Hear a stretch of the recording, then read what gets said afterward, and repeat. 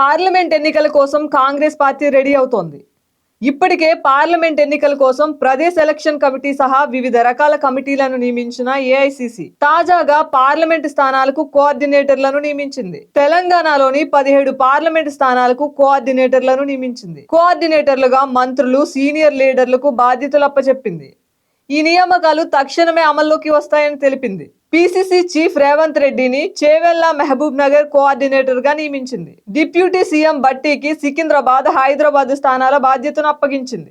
Parliament స్థానాల కోఆర్డినేటర్ల జాబితా ఇదే: రేవంత్ రెడ్డి మహబూబ్ నగర్, చేవెళ్ల భట్టి విక్రమార్క సికింద్రాబాద్, హైదరాబాద్, పొంగులేటి మహబూబాబాద్, ఖమ్మం పొన్నం ప్రభాకర్, కరీంనగర్ జీవన్ రెడ్డి, నిజామాబాద్ ఉత్తమ్ కుమార్ రెడ్డి, నల్గొండ కోమటిరెడ్డి వెంకటరెడ్డి, భువనగిరి జూపల్లి కృష్ణారావు, నాగర్ కర్నూలు దామోదర రాజనరసింహ, మెదక్ సుదర్శన్ రెడ్డి, జహీరాబాద్ తుమ్మల నాగేశ్వరరావు, మల్కాజ్గిరి సీతక్క, ఆదిలాబాద్ శ్రీధర్ బాబు, పెద్దపల్లి కొండా సురేఖ. ఇక ఏపీలోని 25 పార్లమెంటు స్థానాలతో పాటు వివిధ రాష్ట్రాల్లోని పార్లమెంటు స్థానాలకు కోఆర్డినేటర్లను నియమించింది ఏఐసిసి.